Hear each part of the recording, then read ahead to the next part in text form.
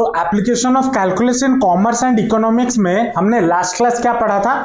हमने last class देखा था कि कॉस्ट फंक्शन क्या होता है, फिक्स्ड कॉस्ट क्या होता है, वेरिएबल कॉस्ट क्या होता है, एवरेज कॉस्ट क्या होता है, या फिर बोल सकते हो average variable cost, average fixed cost, ये सब क्या होता है, कैसे कंपनी पे काम करता है, कैसे कंपनी काम करता है, उन सब के बारे में हमने लास्ट क्लास पढ़ा था।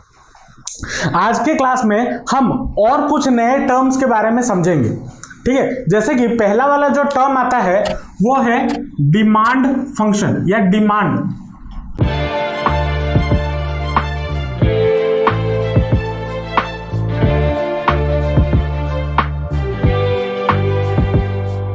तो डिमांड फंक्शन क्या होता है वो समझते हैं। अब डिमांड का मतलब क्या है? अब मान लो अभी आज के डेट में आईफोन 13 लॉन्च हुआ है ना, मैं एक एग्जांपल दे रहा हूं, आईफोन 13 लॉन्च हुआ। अब आईफोन 13 अगर लॉन्च हुआ है तो वो जो कंपनी कोई भी मोबाइल या कोई भी प्रोडक्ट अगर लॉन्च करती है तो वो क्या लॉन्च करने के बाद सामान बनाना शुरू करता है? नहीं, वो पहले से ही सामान को बना के रखा हुआ है। तो कितना बनाएगा उसे कैसे पता चलेगा? मार्केट में उसको रिसर्च करना पड़ेगा कि कितने लोग आईफोन यूज करते हैं, उस हिसाब से वो अपना प्रोडक्शन बनाएगा, उसके बाद ही तो कंपनी लॉन्च करता है। या फिर अगर मान लो मैं ऐसे देखूं, जैसे कि ये कोविड का सिचुएशन हुआ, कोविड के सिचुएशन में मास्क जो पहले 2 रुपए में मिलता था या 5 रुपए में मिलता था, जब कोविड आया तो डिमांड इतना ज्यादा बढ़ गया कि मार्केट में शॉर्टेज होना शुरू हो गया। या फिर और एक एग्जांपल लेते हैं कोविड का सेकेंड वेव में, ऑक्सीमीटर जो अंगूठे में ऐसे दबा के लगाते हैं ना ऑक्सीजन लेवल चेक करने के लिए, मार्केट में जो चीज वो 2000-2500 में मिल रहा था वो मार्केट में इन द सेकेंड वेव मिला ही नहीं। ऐसा क्यों? क्योंकि उसका डिमांड बढ़ा, मार्केट में लोग उसे ज्यादा खरीदने लगे, लेकिन जो कंपनी है जो उसे मैन्युफैक्चर करता है, जो उसे बनाता है, वो उतने अमाउंट पे बना नहीं पाया। मतलब यहां पे क्या हुआ, जो मार्केट का नीड है या जो मार्केट में डिमांड है उसको उन्होंने फुलफिल नहीं कर पाया। अगर आप कोविड के फर्स्ट 1 साल पहले चले जाओ तो वहां पे जो मार्केट में डिमांड बढ़ने लगा और चीजों का सप्लाई या जो कंपनी बनाता है उसका सप्लाई जब कम हो गया, मतलब सप्लाई हुआ ही नहीं, तब लोगों ने उन चीजों को जो 2 रुपए का चीज है उसको 10 रुपए में बेचना शुरू किया और लोग फिर भी खरीदने लगे। और ऐसा भी देखा गया 2 रुपए का चीज 200 रुपए में 20 रुपए में 30 रुपए में मिल रहा था, मास्क वगैरह। तो यहां पे डिमांड का मतलब क्या हो गया? अगर हम समझे पूरा, डिमांड का मतलब क्या हो जाता है, जैसे जैसे डिमांड बढ़ेगा या मार्केट में जैसे डिमांड बढ़ेगा, कंपनी को अपना प्रोडक्शन बढ़ाना होगा, और अगर प्रोडक्शन नहीं बढ़ा तो प्राइस उसका मार्केट में बढ़ने लगेगा। और अगर हम और एक एग्जांपल ले ले पेट्रोल का, ठीक है, पेट्रोल का अभी रेट चल रहा है 103 रुपए समथिंग, 103। अब जब कोविड का सिचुएशन था, सब कुछ शटडाउन था, सब कुछ बंद था, तब पेट्रोल का डिमांड कम हो गया था, मतलब पेट्रोल का यूज जो हो रहा था वो कम हो गया था। पेट्रोल बोल लो या पेट्रोलियम प्रोडक्ट्स बोल लो, उसका डिमांड कम हो गया क्योंकि लोग बाहर जा ही नहीं रहे थे तो गाड़ी में पेट्रोल क्यों डलवाए। तब पेट्रोल का प्राइस कम था, और जैसे जैसे लॉकडाउन खुला, शटडाउन खुला, लोग बाहर निकलना शुरू किए, उसके साथ साथ पेट्रोल का भी प्राइस बढ़ना शुरू हुआ और आज बढ़ते बढ़ते 103 है। और हालांकि इसमें डिमांड का तो कॉन्सेप्ट है ही है, लेकिन उसके साथ साथ टैक्सेस बहुत ज्यादा लेते हैं, ठीक है, वो अलग टॉपिक है, मैं वो बात नहीं कर रहा हूं। मैं बस ये समझाना चाह रहा हूं, जैसे जैसे डिमांड बढ़ेगा, जैसे जैसे डिमांड बढ़ेगा चीजों का प्राइस बढ़ने लगेगा, उसके साथ साथ और भी बहुत सारा चीजें होती है। लेकिन जो क्लास 12th में हमारे सिलेबस में है वो सिर्फ एक ही के साथ रिलेशन में है, प्राइस का, ठीक है। जैसे जैसे डिमांड बढ़ेगा हमारा प्राइस भी बढ़ रहा होगा, और जैसे जैसे डिमांड घटेगा प्राइस भी घट रहा होगा। ये तो एक सिनेरियो हो गया। अब देखो, अगर मान लो मैं एग्जाम्पल लेते हैं, मान लो जो डिमांड, एक कोई भी कंपनी है, मान लो ये मार्कर बना रहा है, ठीक है, ये मार्कर में कुछ सर्टेन डिमांड है। अब अगर इसको यहां पे मैंने जब अभी जो सारे एग्जांपल दिए वहां पे हमने क्या देखा, डिमांड बढ़ने पे प्राइस बढ़ रहा है, ये एक कंडीशन हो सकता है। इसका दूसरा कंडीशन भी हो सकता है, क्या, डिमांड बढ़ने पे प्राइस घट रहा होगा। अरे सर ये क्या उल्टा बात कर रहे हो, डिमांड बढ़ने पे प्राइस कैसे घटेगा। एग्जाम्पल सुनो, मान लो जो कंपनी है, ठीक है, जो कंपनी है वो एक चीज को सोचा, वो जब बनाया, जब उसने मार्केट रिसर्च किया, उसने सोचा कि मार्केट में मान लो 200 चीजों का रिक्वायरमेंट है। कितनी चीजों का, 200 चीजें का रिक्वायरमेंट है, तो उसने 200 बना लिए। लेकिन बनाने के बाद जब वो मार्केट में सेल करने गया, वो देखा वो कंपनी के अलावा और भी 5 कंपनी और आ गए, वो भी 200 क्वांटिटी बना के रखे हुए हैं। क्योंकि मोबाइल तो, मान लो मोबाइल का एग्जांपल लेते हैं, मोबाइल तो सिर्फ एक ही कंपनी नहीं बनाता, बहुत सारे दूसरे कंपनी बनाते हैं। मैं एक नॉर्मल एग्जांपल ले रहा हूं, ठीक है, तो वो मान लो 2 कंपनी और 200 प्रोडक्ट बना, लेकिन टोटल मार्केट में नीड कितना था, 200 रुपए, 200 रुपए नहीं, 200 सामान का, लेकिन यहां पे बन कितना गया, 200 600 बन गया। अब इन सबको अपना माल बेचने के लिए क्या करना होगा, उसका वैल्यू या प्राइस कम करना होगा। जिसका कम प्राइस होगा लोग उसी का प्रोडक्ट खरीदेंगे। और चीज ऐसा है मार्केट में, बिजनेस में ऐसा होता है, अगर एक इंसान को, मान लो जैसे मैं एग्जांपल देता हूं, राहुल के लगा ये एग्जांपल देता हूं, मान लो मेरे घर के पास मान लो प्याज मिलता है, एग्जाम्पल है, प्याज आजकल 26-28 रुपए प्याज किलो चल रहा है, ठीक है, मेरे घर के पास अगर मुझे प्याज मान लो 25 रुपए में मिलता है, और मान लो यहां से 5 किलोमीटर दूर आम बागान जहां पे होलसेल मार्केट है, वहां पे मुझे मान लो प्याज 23 रुपए में मिलता है, तो लोग इस 25 रुपए को ना लेके इस 23 रुपए को जाएंगे लेने के लिए। लेकिन इतना समझ नहीं आता कि जब जा रहे हो तो पेट्रोल का खर्चा भी तो जोड़ो ना उसके साथ, तो उसे तो ज्यादा पड़ गया। तो ये चीजें होती है, जहां पे 1 रुपए भी सस्ता मिलता है कस्टमर उसी के पास जाता है। ये बिजनेस का एक रूल है, या बोल सकते हो one of the fundamental right है। हालांकि उसके साथ और भी बहुत सारे फैक्टर्स जुड़े होते हैं, लेकिन प्राइस एक इंपॉर्टेंट फैक्टर प्ले करता है कस्टमर को अट्रैक्ट करने का। जैसे अगर मैं बोल दूं, इंटरनेट जब आया, जियो जब फ्री में बांटने लगा, 4G इंटरनेट ले लो फ्री में सिम दे दिया, सब कुछ कर दिया, तब लोग, जो कस्टमर, जो एयरटेल, वोडाफोन, डोकोमो, आइडिया जो इसको इस्तेमाल कर रहे थे, वो कहां से शिफ्ट, वो वहां से शिफ्ट हो गए जियो पे। उसे कस्टमर बेस मिल गया, वो फ्री में दिया लेकिन उसको कस्टमर बेस मिल गया। अब जब उसने चार्ज करना शुरू किया, कुछ लोग उस कंपनी के साथ टिके रहे और कुछ लोग फिर से चेंज कर लिए। लेकिन जब इनिशियली उसको मार्केट में अपना कस्टमर बनाना था, उसने क्या किया था, उसने फ्री में बांटना शुरू कर दिया था, और फ्री से सस्ता तो कोई चीज हो ही नहीं सकता, है ना। तो वही चीज है कि यहां पे ये भी एग्जांपल आता है, अगर डिमांड ज्यादा है, अगर आप प्राइस घटा भी दो तब भी चीजें मार्केट में कुछ सिनेरियो में काम कर जाते हैं। तो 2 सिचुएशन आते हैं, हालांकि हमें ये वाला सिचुएशन नहीं जानना, हमें ये वाला सिचुएशन जानना है, डिमांड बढ़ने पे प्राइस घटता है। ये वाला केसेस जनरली 12th के सिलेबस में क्वेश्चन पूछा जाता है। और डिमांड को हम रिप्रेजेंट कैसे करते हैं,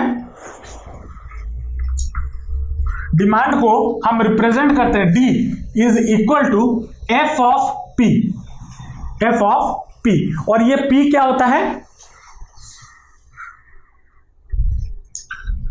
ये P है आपका प्राइस पर यूनिट, अब देखो ये जो P है ना, ये स्मॉल केस में है, ठीक है। कैपिटल P, प्रॉफिट को हम कैपिटल P से रिप्रेजेंट करेंगे, ठीक है। तो इसीलिए यहां पे मैंने बोल दिया कि ये स्मॉल केस में है, तो प्राइस पर यूनिट हम स्मॉल p से रिप्रेजेंट करते हैं। और इसी को डिमांड का मतलब, और इसको हम जनरली रिप्रेजेंट करते हैं x से, d को x is equal to fp, where x क्या होता है, x is the number of unit produced, ठीक है। समझ में आया कॉन्सेप्ट या नहीं आया? चलो कुछ लिखना चाहो, मेनली ये दो फॉर्मूले लिख लो, ये वाला लिख लो, ये वाला और ये वाला। उसके बाद आता है रेवेन्यू फंक्शन। ये क्या होता है समझते हैं? रेवेन्यू फंक्शन, रेवेन्यू का मतलब क्या होता है? रेवेन्यू का मतलब वो कितना प्रॉफिट किया वो नहीं। रेवेन्यू अलग चीज है, प्रॉफिट अलग चीज है, बच्चे जनरली इसके साथ कंफ्यूज करते हैं। ठीक है, रेवेन्यू फंक्शन को हम रिप्रेजेंट करते हैं RX से। ठीक है, रेवेन्यू का मतलब क्या होता है? मान लो एक company X amount of product बनाया, ठीक है, X अमाउंट ऑफ प्रोडक्ट बनाया। मान लो एक कंपनी, एक दुकानदार, या मान लो एक मार्कर बनाने वाला कंपनी, उसने 1000 मार्कर बनाए और एक मार्कर का SP जो सेलिंग प्राइस है, ठीक है, वो एक मार्कर का अगर 25 रुपए है, ठीक है, तो टोटल रेवेन्यू जब ये 1000 मार्कर वो मार्केट में बेचेगा तो मार्केट से उसे कितना पैसा मिलेगा? कितना मिलेगा? अगर 1000 मार्कर 25 रुपए एक मार्कर के हिसाब से वो मार्केट में बेचेगा तो उसे कितना पैसा कंपनी को मिलेगा? 25,000 मिलेगा? मिलेगा या नहीं मिलेगा? क्या ये 25,000 उस कंपनी का प्रॉफिट है? नहीं, कंपनी का प्रॉफिट नहीं है। प्रॉफिट क्या होता है? जब अपना सारा एक्सपेंडिचर जाने के बाद जो पैसा कंपनी के पास बचता है उसी को हम प्रॉफिट बोलते हैं। लेकिन रेवेन्यू का मतलब क्या होता है? अगर वो किसी चीज को बनाया है और उसने एक पर्टिकुलर अमाउंट में उसे मार्केट में बेचा, तो बेचने पे उसे जो पैसा मिलेगा उसी को हम बोलते हैं रेवेन्यू। समझ में आया? तो रेवेन्यू फंक्शन का मतलब क्या होता है कि रेवेन्यू का मतलब क्या होता है? एक कंपनी ने कितना अमाउंट का सेल किया।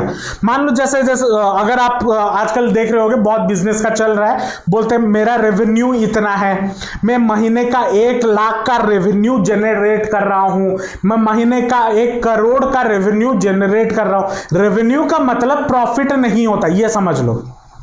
प्रॉफिट अलग चीज है।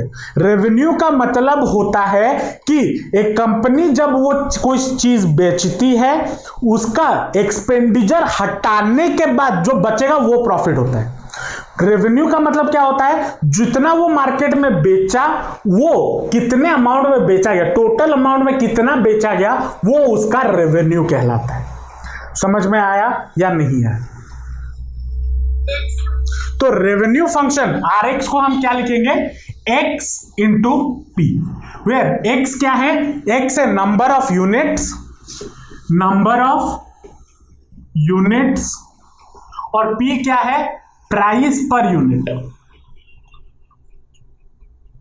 ठीक है, इसी को हम बोलते हैं रेवेन्यू फंक्शन। समझ में आया रेवेन्यू फंक्शन क्या है? उसके बाद आता है प्रॉफिट फंक्शन। प्रॉफिट फंक्शन, अब बात करते हैं प्रॉफिट की। ठीक है, इसको रिप्रेजेंट किया जाता है PX।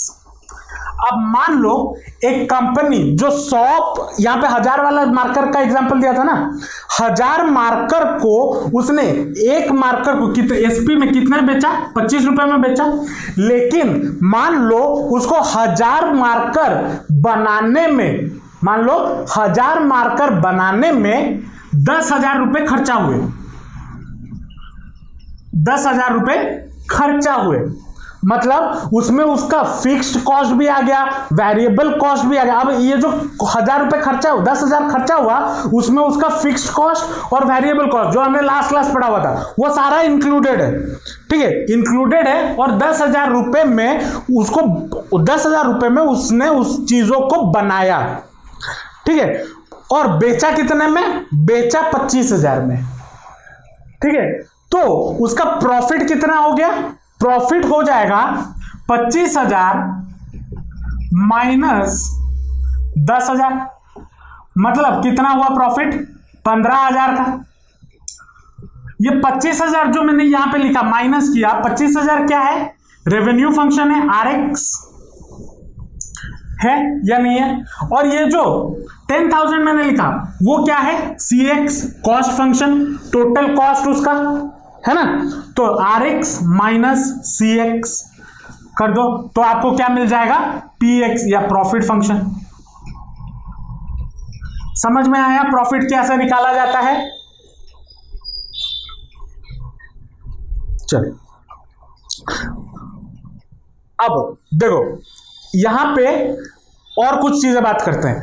Average revenue function ARF, ARF क्या है, average revenue function. Average revenue function क्या होगा, revenue function divided by x, मतलब RX अपॉन x, ये होता है एवरेज रेवेन्यू फंक्शन।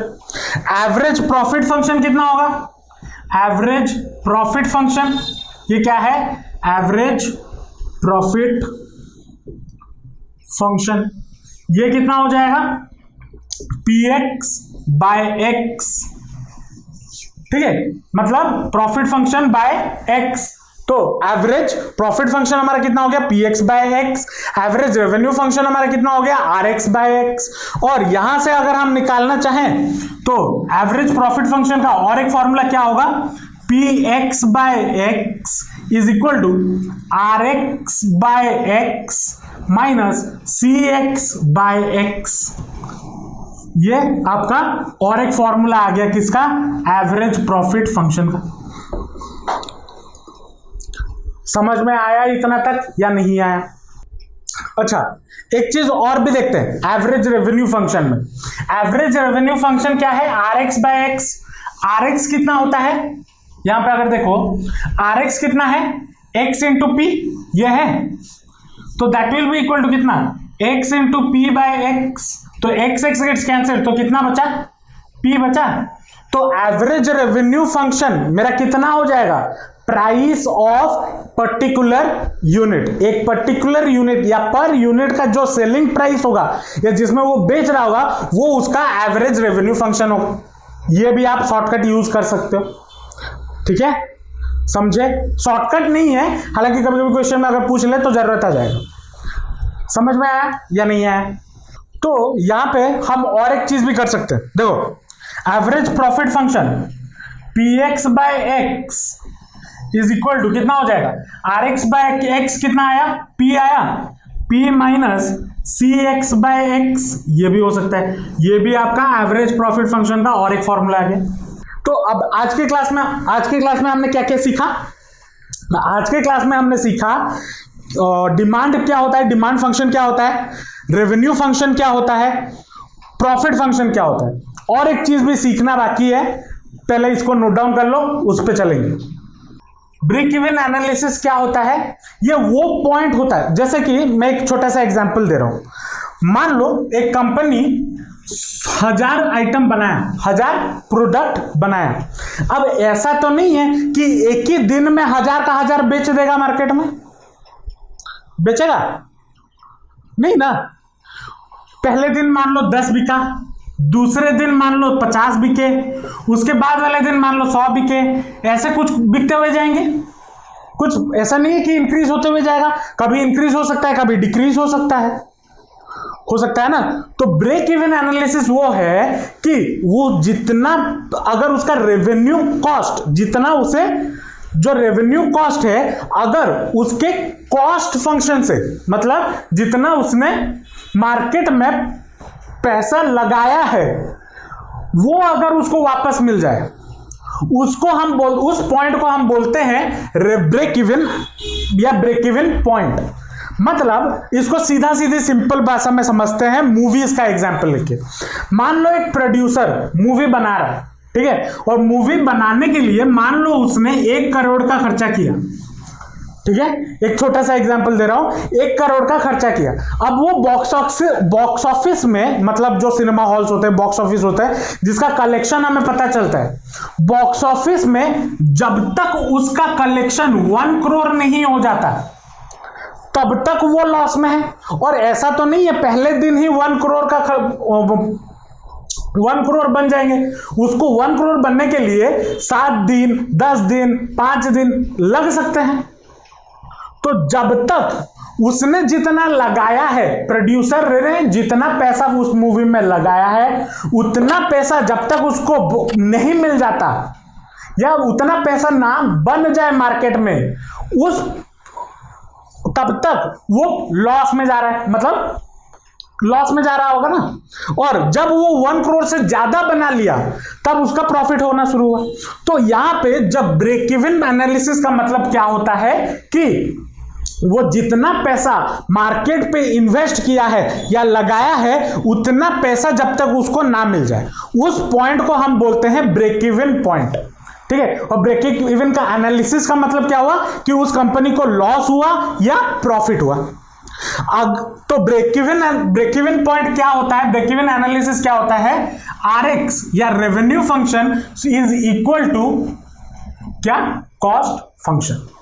इस पॉइंट पे क्या हो जाता है, इस पॉइंट पे वो चाहे उसे अब देखो कोई भी बिजनेसमैन होता है ना, वो हमेशा ये चाहता है कि मार्केट में वो जितना इन्वेस्ट किया है उतना का उतना पहले उसे मिल जाए। प्रॉफिट मिले ना मिले कोई चिंता नहीं है, लॉस नहीं होना चाहिए, उसको जितना लगाया है उतना मिल जाए। अगर उतना मिल गया तो क्या हो गया, तो वो क्या उसका कोई टेंशन नहीं है। तो ब्रेक इवन पॉइंट क्या होता है, कब होता है, जब रेवेन्यू फंक्शन आपका कॉस्ट फंक्शन के बराबर हो जाता है। तो इधर से अगर मैं एक फॉर्मूला निकालना चाहूं ब्रेक इवन पॉइंट के लिए, क्या होगा, ब्रेक इवन ये क्या होता है, ये पॉइंट होता है ब्रेक इवन पॉइंट। ठीक है। Break even point RX minus CX क्या होना चाहिए, 0 होना चाहिए।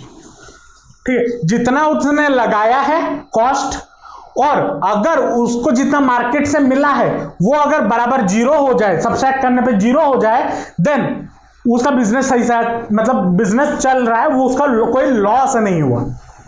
तो लॉस होने के लिए कंडीशन क्या होता है, लॉस होने के लिए कंडीशन क्या होगा, जब कॉस्ट फंक्शन सीएक्स अगर बड़ा हो जाए आरएक्स से, तो उसका लॉस है। क्योंकि उसने अगर 1 करोड़ रुपए लगाया है मार्केट में और उसे 50 लाख रुपए मिल रहे हैं, तो उसको लॉस हुआ ना। लगाया उसने कितना है, 1 करोड़, मिला कितना, 50 लाख, तो उसको लॉस हुआ। प्रॉफिट होने के लिए कंडीशन क्या है, जो आरएक्स होगा या जो रेवेन्यू फंक्शन होगा वो ग्रेटर देन सीएक्स होगा। मतलब उसने 1 करोड़ लगाया है, 10 करोड़ कमाया, तब वहां पे 9 करोड़ का फायदा उसे हुआ। तो ब्रेक इवन पॉइंट से हमें क्या मिल सकता है, प्रॉफिट और लॉस मिल सकता है। और वो पॉइंट मिल सकता है जहां पे एक कंपनी लॉस में जा रहा है या प्रॉफिट में जा रहा है, वो पॉइंट निकालने के लिए। समझ में आया कॉन्सेप्ट या नहीं आया? ये जो टॉपिक है इसके रिलेटेड, ये जो बोल सकते हो, ये जो फॉर्मूला मैंने यहां पे लिखा हुआ है, इसके रिलेटेड मोस्टली 12 में क्वेश्चन आते हैं, इंपॉर्टेंट है, तो ध्यान में रखना। तो रेवेन्यू फंक्शन समझने के लिए हमें ब्रेक इवन एनालिसिस करने के लिए मुझे रेवेन्यू फंक्शन की जरूरत पड़ेगी, कॉस्ट फंक्शन की जरूरत पड़ेगी, प्रॉफिट फंक्शन की भी जरूरत, हर चीज जो हमने अभी तक पढ़ा है सबकी जरूरत पड़ेगी। और ये इंपॉर्टेंट है, ब्रेक इवन एनालिसिस क्वेश्चन पूछा जाता है बोर्ड में।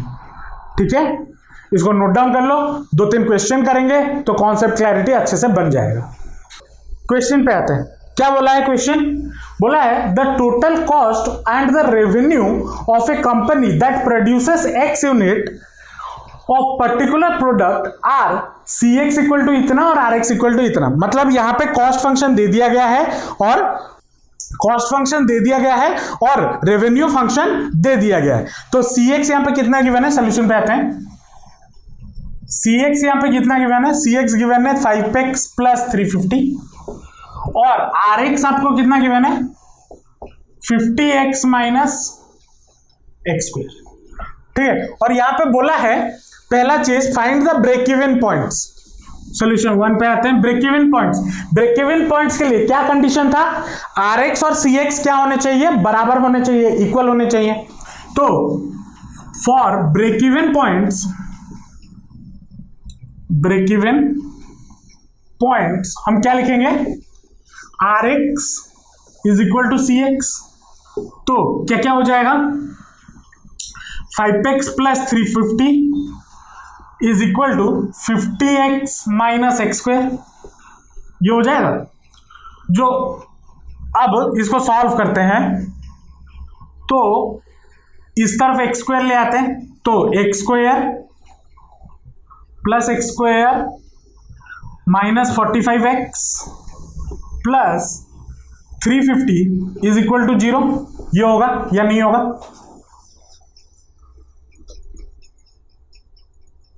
होगा या नहीं होगा? अब इसको अगर मिडिल टर्म स्प्लिट करें तो कितना होगा? तो x square minus 35x minus 10x, तो फिर इसको ऐसे करो, minus 10x minus 35x plus 350 is equal to 0। ये होगा या नहीं होगा? इसको मिडिल टर्म स्प्लिट किया हूं बस, ठीक है। तो ये कितना हो जाएगा? x माइनस x, इसमें से कॉमन चला जाएगा, तो x माइनस 10 माइनस 35 कॉमन चला जाएगा, तो x माइनस 10, तो कितना हो गया? x माइनस 35 और x माइनस 10 इक्वल टू 0। तो x का क्या क्या वैल्यू होगा? तो ब्रेक इवन पॉइंट्स क्या क्या हो जाएंगे? x विल बी 10 और 35। तो ब्रेक इवन पॉइंट्स हमारा क्या क्या है? 10 और 35। और यहां पे x क्या रिप्रेजेंट करता है? x रिप्रेजेंट करता है हमारा नंबर ऑफ क्या यूनिट्स प्रोड्यूस जो हुआ है। तो ब्रेक इवन पॉइंट्स आराम से निकल गया, x इक्वल टू 10 और x इक्वल टू 35। अब दूसरा वाला बिट पे आते हैं। बिट 2 में क्या बोला है? बिट 2 में बोला है the value of x that produce a profit और प्रॉफिट के लिए हमने क्या कंडीशन समझा था? प्रॉफिट के लिए कंडीशन क्या होना चाहिए? जो Rx है वो ग्रेटर देन Cx होना चाहिए, ये कंडीशन था। Rx कितना है? 50x minus x square is greater than क्या होना चाहिए? 5x plus 350। ये होना चाहिए या नहीं होना चाहिए? अगर इसको एक तरफ ले आए तो x का वैल्यू क्या क्या हो जाएगा? इसको अगर इस तरफ ले आए तो क्या हो जाएगा? इनइक्वालिटी सॉल्व करो,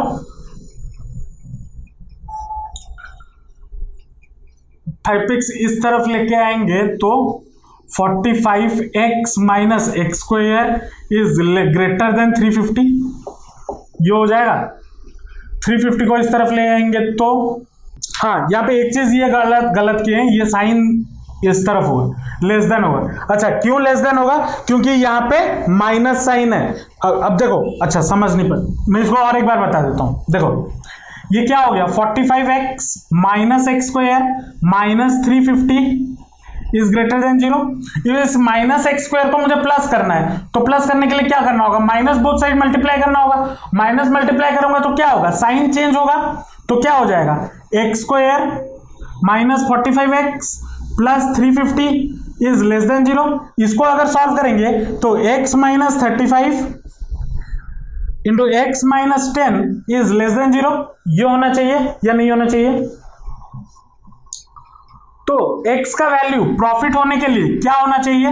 x का वैल्यू 10 और 35 के बीच में होना चाहिए। इसके बीच में मैं कोई भी प्रोडक्ट बनाऊं, मुझे क्या होगा? मुझे प्रॉफिट होगा।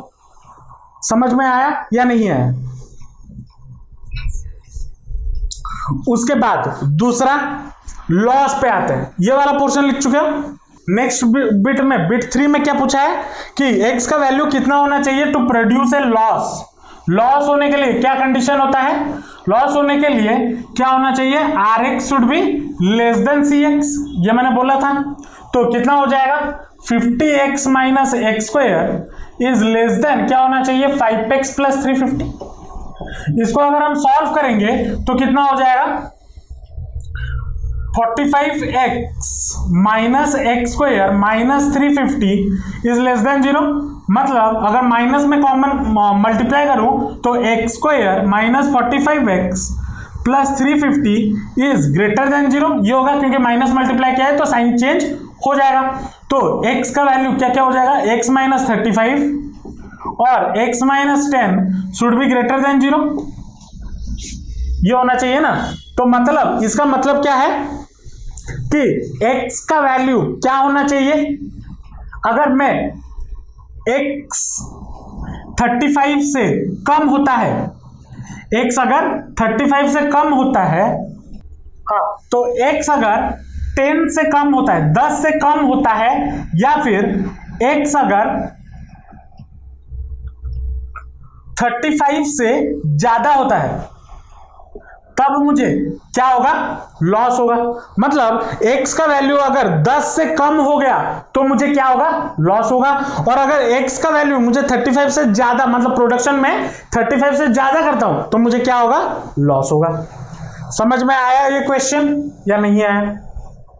नेक्स्ट क्वेश्चन पे आते हैं। नेक्स्ट क्वेश्चन क्या बोला है, a company produces a commodity with ₹24,000 fixed cost. मतलब उसने एक चीज, सामान बनाया जिसका फिक्स्ड कॉस्ट कितना है, 24,000। सोल्यूशन पे आते हैं, जो जो गिवन है वो लिखते जाते हैं, ठीक है। फिक्स्ड कॉस्ट एफसी कितना है, ₹24,000, ठीक है। And the variable cost is estimated to be 25% of the total revenue.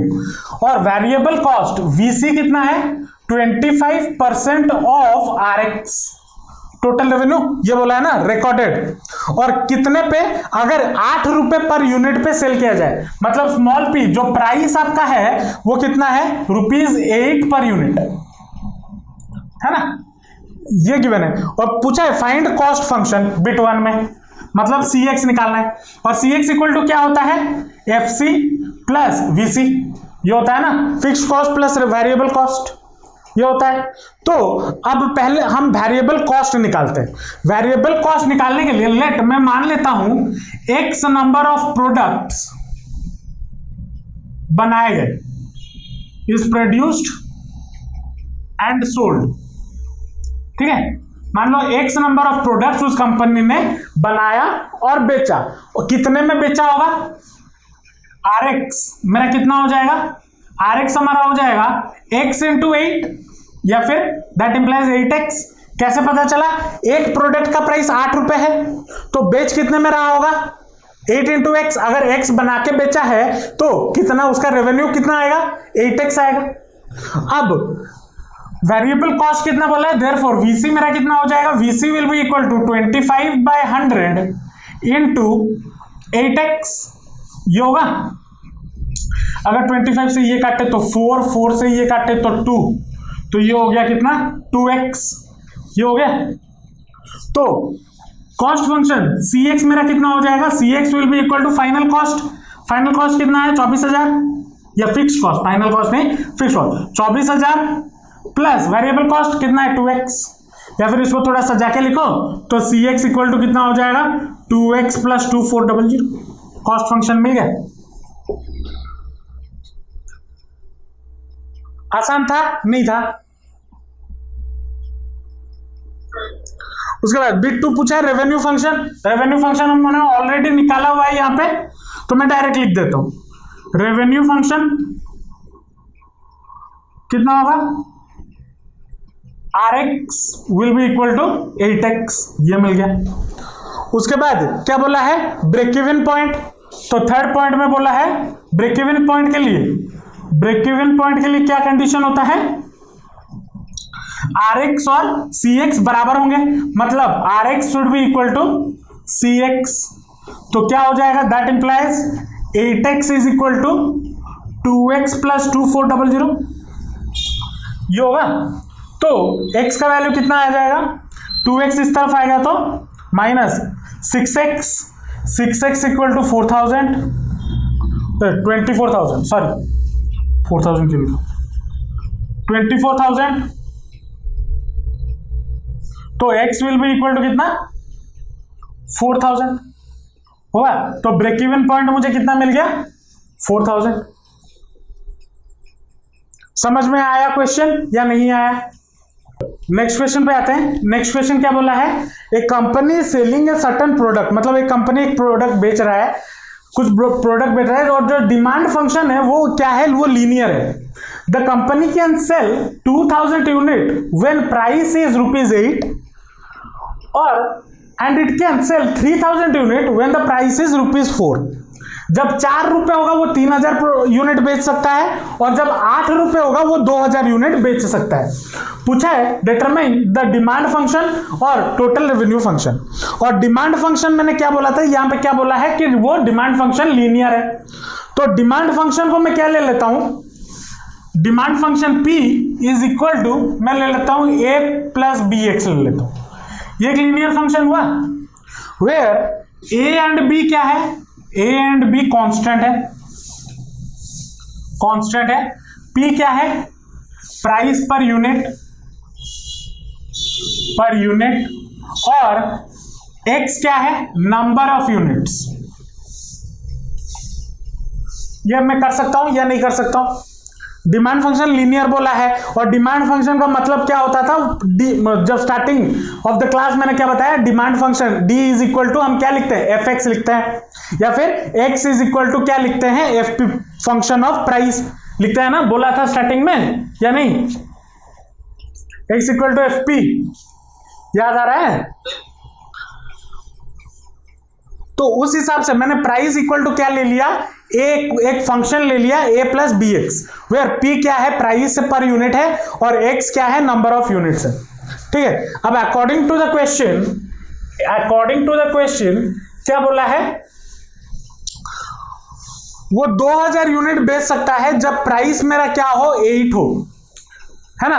तो 8 जब होगा प्राइस तब वो 2000 यूनिट बेच सकता है, मतलब A प्लस B इंटू 2000 ये होगा, ये मान लो एक इक्वेशन।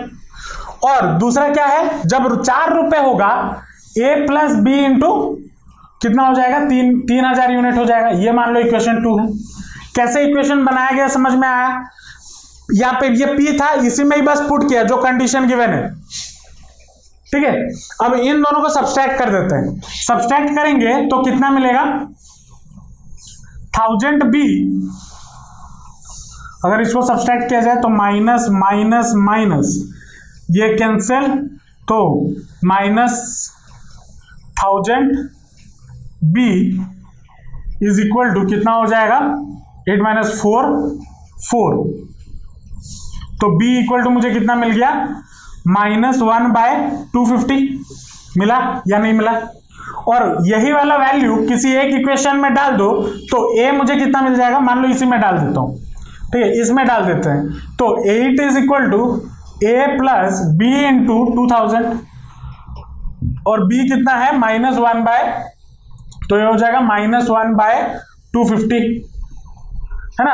तो 0 0 गेट्स कैंसिल, 25 ये 8 हो गया, तो 8 is equal to A minus 8, तो A इक्वल टू कितना हो जाएगा, A will be equal to 16। 0 मत कर देना, यहां पे माइनस है, -8 इस तरफ आएगा तो +8 होगा, तो A इक्वल टू कितना हो गया, 16। तो देयरफॉर A मिल गया, B मिल गया, उसी को यहां पे पुट कर दो। डिमांड फंक्शन मेरा कितना हो जाएगा, demand function P is equal to कितना, A का वैल्यू कितना है, 16 प्लस X या माइनस X बाय 250। पहला बिट का आंसर मिल गया, यह डिमांड फंक्शन है। समझे या नहीं समझे। उसके बाद बिट 2 में आता है total revenue function. Total revenue या बिट 2 में टोटल रेवेन्यू फंक्शन, तो RX इक्वल टू क्या होता है, X इंटू P, ये मैंने बताया हुआ है। तो दैट इंप्लाइज कितना हो जाएगा, X into 16 minus X by 250, तो ये कितना हो जाएगा, 16X minus X square by 250। ये मेरा किसके बराबर है, RX के बराबर है। समझ में आया या नहीं आया।